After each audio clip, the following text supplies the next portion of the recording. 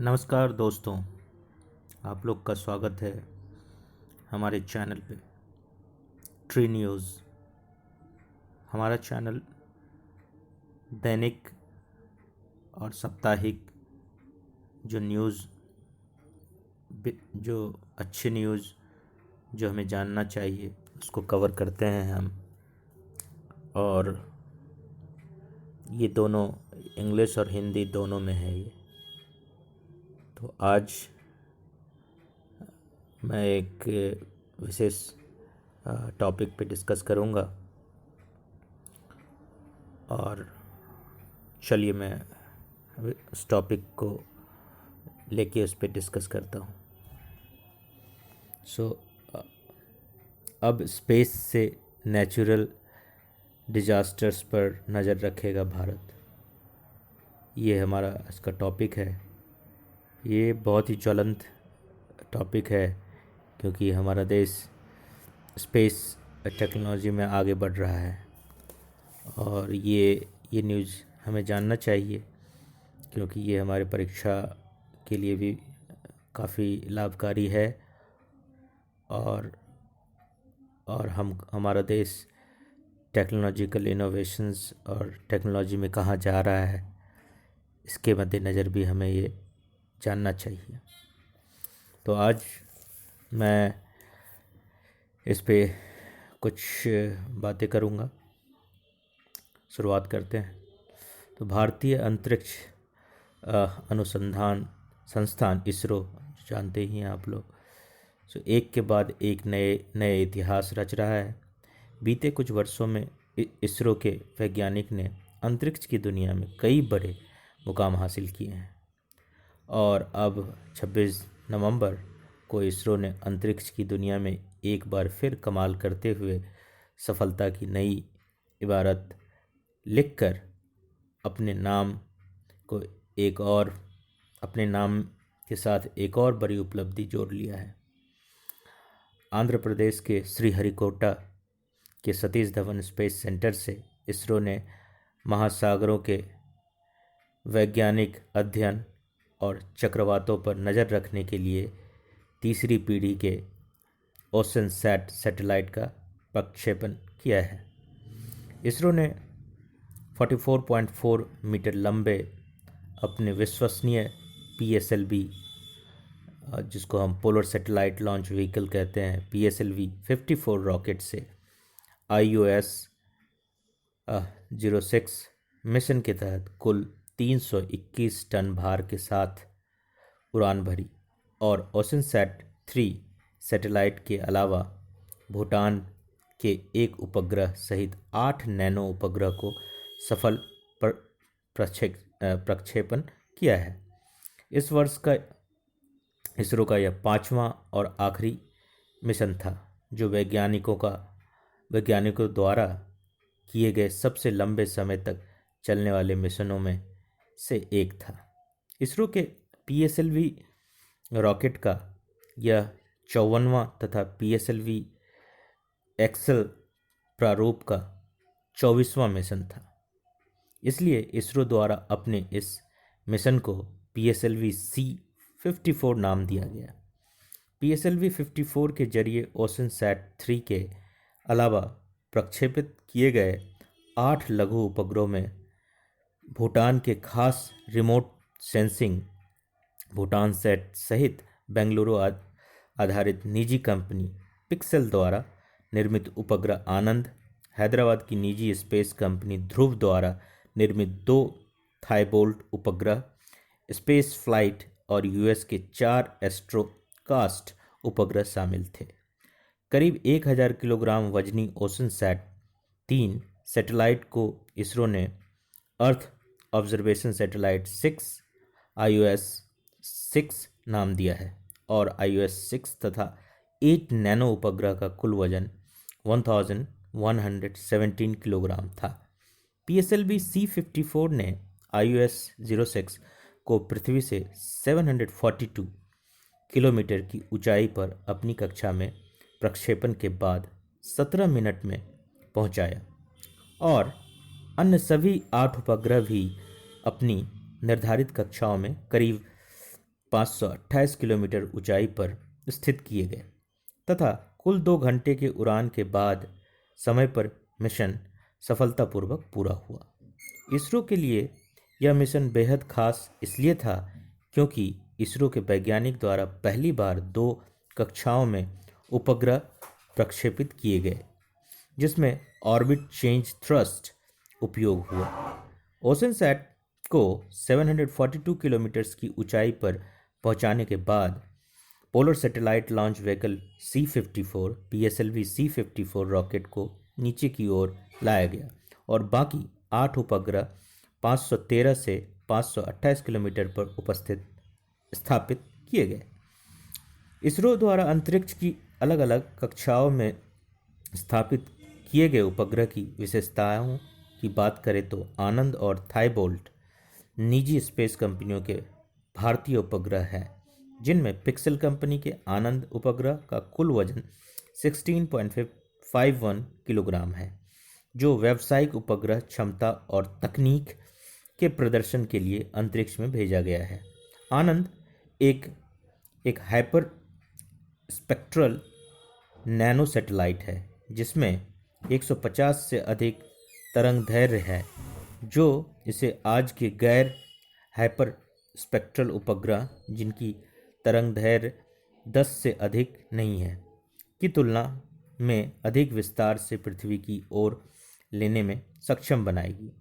Pixel के CEO के मुताबिक आनंद उपग्रह विस्तृत रूप में पृथ्वी के अवलोकन कर सकता है और पिक्सेल के उपग्रहों से ली गई तस्वीरों का उपयोग कीटों की अधिक संख्या में मौजूदगी तथा तेल पाइपलाइन में रिसाव का पता लगाने में किया जा सकता है।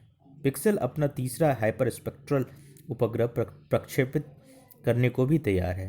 स्टार्टअप ध्रुव कंपनी के 2 उपग्रह थाईबोल्ट 1 और थाईबोल्ट 2 का कुल वजन 1.45 किलोग्राम है।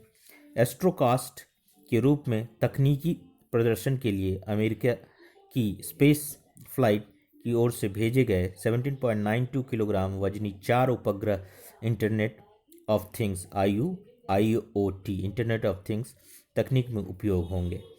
भूटान सैट भारत और भूटान का ज्वाइंट सैटेलाइट है जो एक टेक्नोलॉजी डिमॉन्स्ट्रेटर है और स्पेस के क्षेत्र में भूटान को भारत द्वारा दिए जा रहे सहयोग का प्रदर्शन है। भूटान का 30 centimetre cubic nano satellite INS-2B 18.28 kilogram वजनी है जिसमें 2 उपकरण नैनो MX और APRS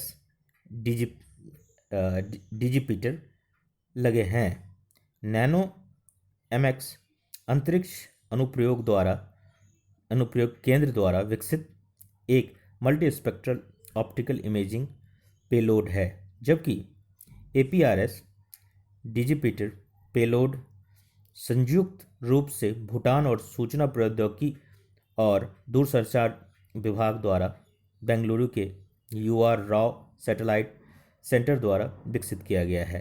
इस सैटेलाइट के माध्यम से भूटान ने अंतरिक्ष में पहला कदम रखा है जिसमें उसे भारत ने मदद की है। भूटान सैट में रिमोट सेंसिंग कैमरा लगे हैं और यह सैटेलाइट रेलवे ट्रैक बनाने, ब्रिज बनाने जैसे विकास संबंधी कार्यों में मदद करेगा तथा भारत और भूटान दोनों ही देशों को कवर करेगा। INS-2B के उपकरणों के जरिए भूटान में प्राकृतिक संसाधनों का बेहतर प्रबंधन होगा तथा शौकिया तौर पर रेडियो उपयोग करने वालों को भी सेवाएं मिलेगी। इसरो के इस मिशन में शामिल भूटान के उपग्रह INS-2B को लेकर भारत के विदेश मंत्री S जयशंकर का कहना है कि भूटान तथा भारत ने इस मिशन से एक ऐतिहासिक पड़ाव पार किया है और अंतरिक्ष तथा तकनीक में हासिल उपलब्धियों के जरिए दोनों देशों का सहयोग 21वीं सदी में प्रवेश कर चुका है। जहां तक ओशनसैट 3 की बात है तो ओशनसैट श्रृंखला के satellite earth observation satellite IOS है जो समुद्र विज्ञान और वायुमंडलीय अध्ययन के काम आता है। और समुद्री मौसम का पूर्वानुमान करने में भी सक्षम है। ओशनसैट सीरीज का पहला सैटेलाइट ओशनसैट 1 पहली बार 1999 में अंतरिक्ष में स्थापित हुआ था, जिसके बाद ओशनसैट 2 2009 में अंतरिक्ष में स्थापित किया गया था। 2016 में ओशनसैट 2 के स्कैनिंग स्कैट्रोमीटर खराब हो गए थे, जिसके बाद स्कैट सेट 1 लॉन्च किया गया था। अब अंतरिक्ष में स्थापित किए गए ओशनसैट 3 सैटेलाइट को भारत के लिए बेहद अहम माना जा रहा है, क्योंकि आधुनिक तकनीक और कैमरे से लैस ओशनसैट 3 की मदद से समुद्री घटनाओं का पूर्वानुमान लगाया जा सकता है, जिससे किसी भी समुद्री तूफान या चक्रवात का पहले ही पता लगाया जा सकता है।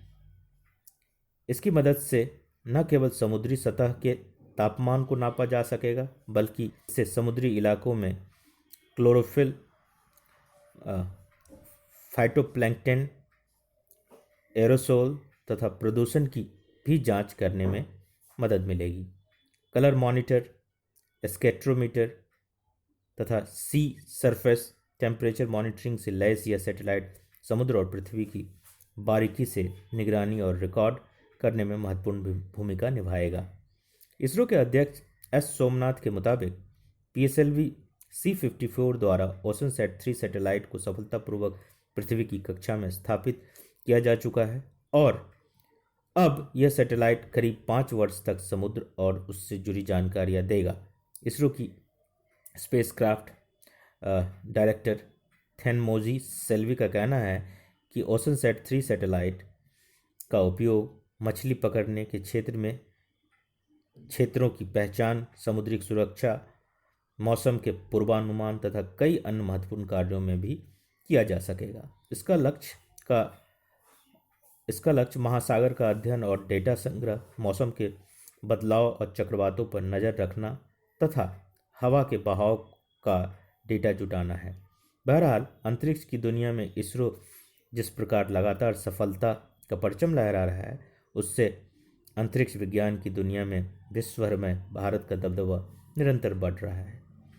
इसरो के ऐसे सफल मिशनों की बदौलत भारत भविष्य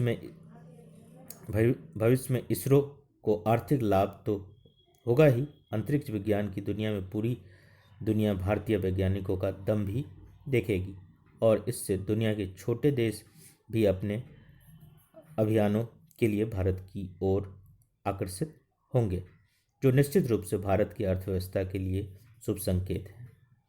और भारत का जो अंतरिक्ष अभियान है वो सबसे बेहतर और सबसे कॉस्ट एफिशिएंट है, इसलिए बहुत सारे डेवलपिंग कंट्रीज़ हैं, उनका नज़र उन भारत की तरफ रहता है, जहाँ कम लागत से वो अंतरिक्ष में एंटर कर सकते हैं। तो ये बहुत ही इम्पोर्टेंट टॉपिक था, तो मैंने इस पे एक छोटा सा आर्टिकल मैंने पढ़ा आपके लिए। आपको अगर पसंद आए तो लाइक बटन दबाएंगे और मेरे चैनल को सब्सक्राइब कीजिए। इसके बाद मैं एक और ऑडियो आर्टिकल लाने वाला हूँ। Thank you.